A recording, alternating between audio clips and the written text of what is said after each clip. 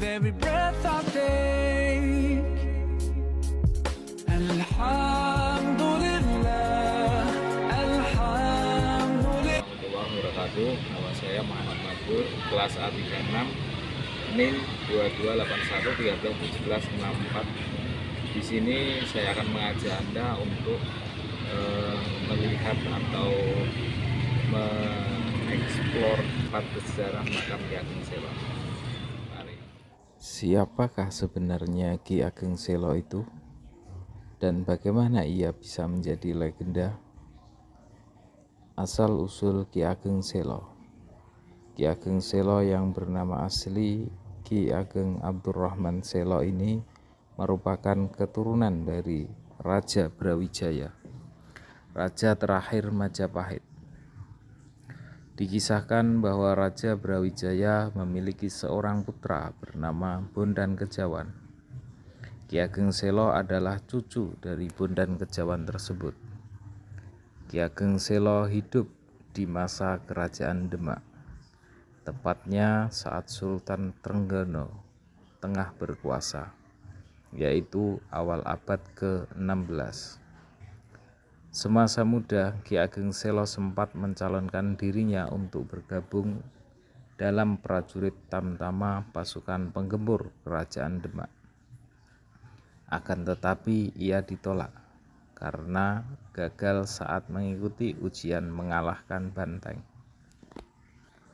Saat itu Ki Ageng Selo memukul kepala banteng tersebut sampai menyemburkan darah.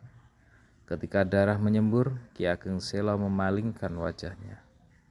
Karena memalingkan kepalanya itu, Ki Ageng Selo lantas dianggap tidak tahan melihat darah, sehingga Ki Ageng Selo dianggap tidak memenuhi syarat dan ditolak menjadi seorang prajurit.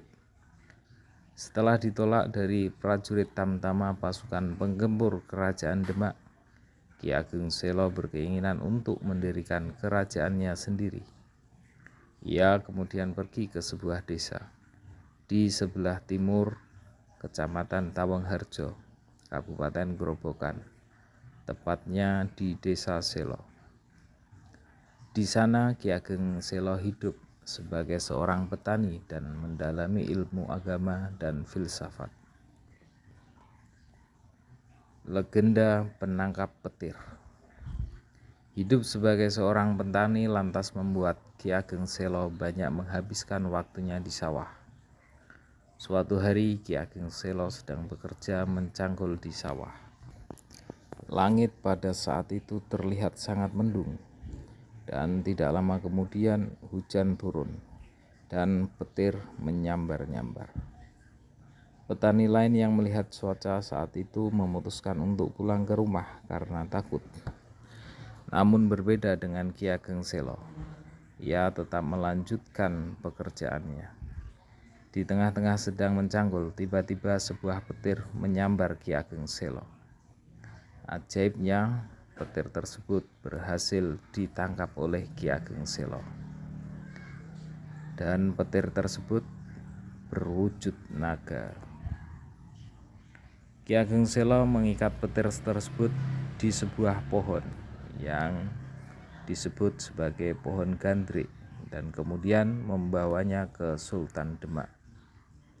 Sewaktu dibawa ke Sultan Demak, wujudnya pun berubah dari naga menjadi seorang kakek. Kakek itu kemudian dibawa dan dikurung oleh Sultan Demak dan dipertontonkan di alun-alun. Setelah itu datanglah seorang nenek mendekat ke kerangkeng tempat kakek tersebut dikurung. Ia menyiram air di sebuah kendi, dari sebuah kendi ke arah kakek tersebut.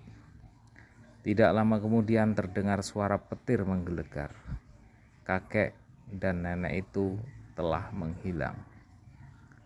Semasa hidup, Ki Ageng Selo memiliki keinginan untuk mendirikan kerajaannya sendiri. Namun hal tersebut tidak dapat ia capai.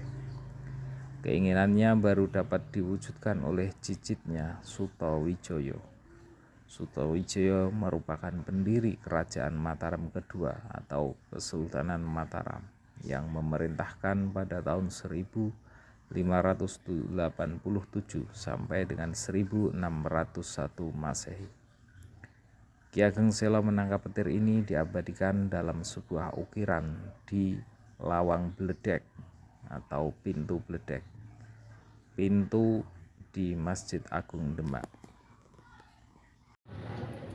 Ya, demikianlah perjalanan atau kisah tentang Ki Ageng Selo yang dapat kami sampaikan. Kurang lebihnya saya mohon maaf. Wassalamualaikum warahmatullahi wabarakatuh.